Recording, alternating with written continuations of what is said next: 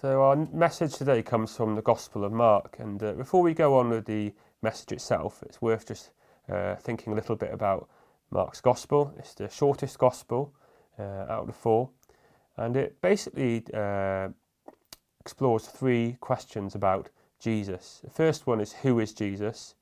The second question is, why did he come? And the third one is, what should our response to him be?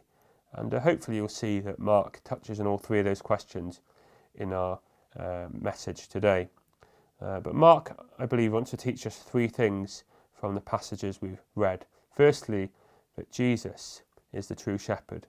Secondly, Jesus is the true bread of heaven. And third, Jesus is the greatest rescue. Firstly, Jesus, the true shepherd.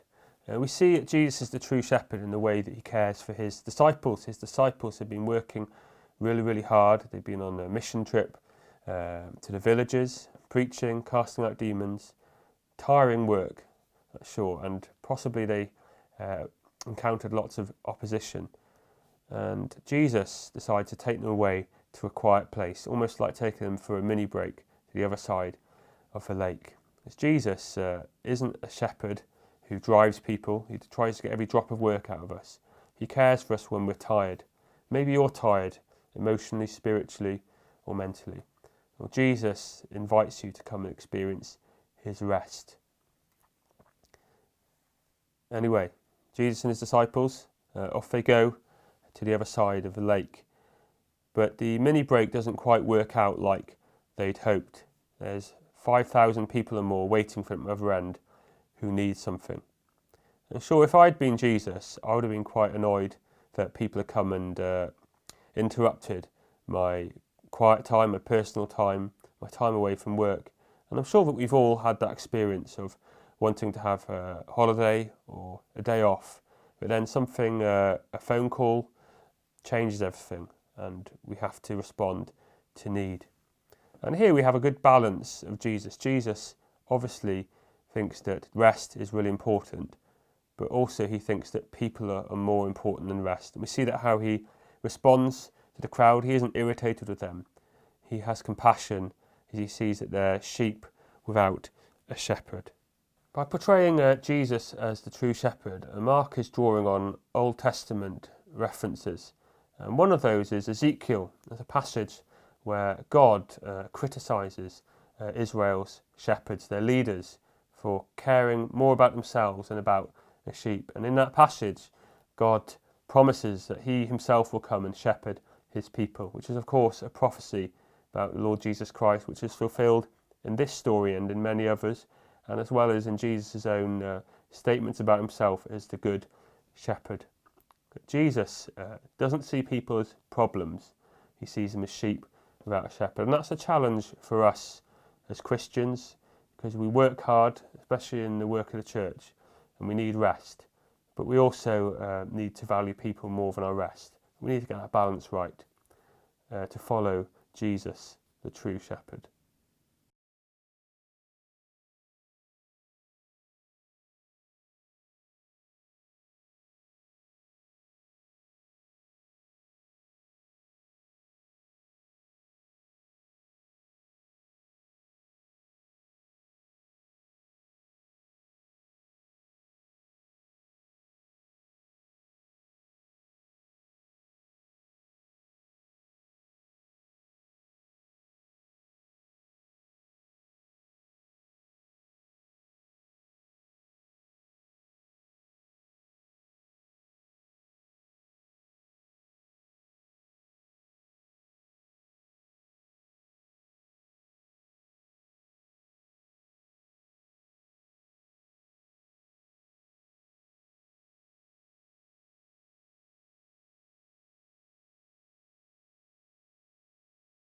Mark's second point is that Jesus is the true bread of heaven. I'm sure if you've ever watched a Wales rugby game, those will be familiar words to you, and we're going to think about what they mean. But we see that Jesus is the bread of heaven, the true bread of heaven, in the way that he feeds the 5,000. Before I deal with that particular story, first I'd like to emphasise that it's a true story. It's not a parable. Jesus really did feed 5,000 people with bread and fish. And if it is true, it changes everything. If it's not true, it's about as much good to us as a limp lettuce. Jesus really did feed 5,000 people with a little bit of bread and fish. But if you struggle with believing in miracles, believing in the supernatural, well, I'd encourage you to go and look at the greatest miracle ever, the resurrection. And if you can see that you can believe in the resurrection, which is the greatest miracle, you can certainly believe in lesser miracles like this comparatively.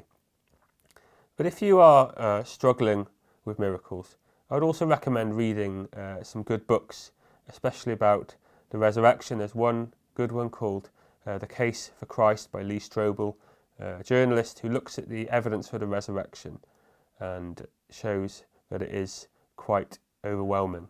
And also Frank B. Morrison wrote a similar book called Who Moved the Stone, where he again looks objectively at the evidence for the resurrection. If you can believe the resurrection, you can certainly believe that Jesus fed 5,000 with a little bit of bread and fish. So on we go with the story itself. Jesus and his disciples are in the middle of nowhere with 5,000 people. Jesus has been teaching them, and it gets to the point where people's tummies are starting to rumble, maybe particularly the disciples, because they seem especially keen to get rid of these people, to send them away to go and buy food in the villages around. But once again, Jesus isn't playing their game. He doesn't want to push people away. He doesn't see them as problems to be gotten rid of. He has compassion on them. And he gives the disciples an impossible task. He says, you feed them. And Jesus gives us, the church, an impossible task. We have an impossible task, or in the words of a famous film, Mission Impossible, to make disciples of every nation, bring people to Christ. And in our own human strength, that's impossible, because people haven't got any natural desire to know God or to certainly follow him. And I'm sure you can have experienced that in your local church. So many people today just don't want to know. We have an impossible task. We have mission impossible. And the disciples protest. They say, what? How are we meant to feed them with so many people? It would cost so much money, 200 denarius to feed so many people. And Jesus' response is interesting. It's striking. He says, how much food do you have? What have you got? And I believe Jesus asks a similar question to us when we say, well, we're too small. We haven't got enough resources to reach people. Jesus asks us, what have you got already? And Jesus wants us to give what we've got as churches, even if we don't feel like it's much, believing that he will do so much more with it. And that's what we see in this story. Jesus multiplies the bread and the fish. He feeds more than 5,000, and there's more than enough left over. Jesus is the true bread of heaven, and he's more than enough. And he wants us to give the little we have and believe that he will do so much more. Jesus, the true bread of heaven. Thirdly, Jesus, the greatest rescue. I'd like to jump to the last verse of the passage we've read, where Mark notes the response of the disciples after Jesus gets into the boat after walking on the water. And it says that they didn't understand. They were amazed because they didn't understand about the bread and the fishes. And the question I want to ask is, what didn't the disciples understand about the bread and the fishes? One of my favourite films ever is Shrek.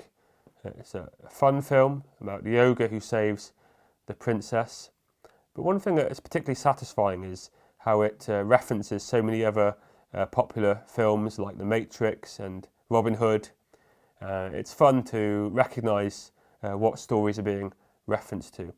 And that's what Mark does in this passage. Mark references another story from the Old Testament, and the original readers or hearers of this story would have recognised the reference straight away. What story from the Old Testament is Mark referring to? Well, where else in the Bible does God miraculously feed people in the wilderness? And where else in the Bible do people, or does a person miraculously cross a body of water? It's of course in the story of the Exodus, and I'd like to suggest that Mark is referring to the Exodus throughout this passage. Firstly, at the beginning, Mark refers 3 times to the fact that Jesus and his disciples are in a lonely place. And that's a very particular intentional use of language. A lonely place, the wilderness. It's there to make us think about God's people in the wilderness, in the story of the Exodus. There's other little details which may look insignificant on the first reading, but they're full of significance. Jesus commands that the people sit down in groups of 50 and 100. And that has an echo of Jethro, Moses' father-in-law, advising him to divide the people into groups of 50 and 100. When Jesus breaks the bread, he looks up to heaven and says a prayer, which reminds us that God fed people with bread from heaven. Jesus miraculously crosses the Sea of Galilee in a way, which obviously makes us think about the people of Israel miraculously crossing the Red Sea. Jesus, before he crosses the Sea of Galilee, he goes up a mountain to pray. Well, that makes us think about Moses going up the Mount Sinai to pray and talk to God. And there's another interesting detail that Mark notes. He says that when Jesus was crossing the Sea of Galilee, it was as if he was going to pass the disciples by. Why does he include that? Well, that makes us think it's a reference to when God passes Moses by, when Moses is in the cleft of the rock. All of God's glory passes by. Well, Jesus is God in all his glory as well. But of course, the most obvious reference is Jesus' words to the disciples. He says, "Do not be afraid, I am here." Jesus is showing us that he is the great I am, the God of Exodus. But what does this all mean? You might think that's very interesting, Andrew, that Mark is referring back to the story of the Exodus. What does it mean? What difference does it make to our lives? Well, the Exodus was the defining moment in the history of the people of Israel, where God saved them from slavery and led them to the promised land. And by referring so many times to the Exodus, Mark is saying something amazing. He's saying that Jesus has come to bring an even greater Exodus. Jesus has come to bring an even greater rescue mission. He hasn't come to rescue people from physical slavery. He's come to rescue them from a much worse type of slavery, slavery to sin. Sin which has given birth to all types of other slaveries. Jesus hasn't done it by leading people through the Red Sea. He hasn't done it with the angel of death like in the Old Testament. He's come by being the sacrifice himself, by dying on the cross, by taking our sin and shame and being victorious on the 3rd day. Jesus has come to rescue us. But what is your response to that? Will you respond like the disciples in this story? Remember, Mark notes that the disciples essentially responded with unbelief, which makes us think of Pharaoh's hard heart in Exodus. Pharaoh had seen all that evidence of God's power, but refused to believe. Are you like that? Have you, after seeing all this evidence of who Jesus is, do you still not believe? Well, you need to soften your heart and believe in Jesus to rescue you. So, to summarise, Mark shows us Jesus, the true shepherd, who's come to care for us, and he wants us to care for other people, even when it's costly. Jesus, the true bread of heaven, who asks us to give him what little we have and believe that he can do so much more. And Jesus, the greatest rescue mission ever. Are you part of it?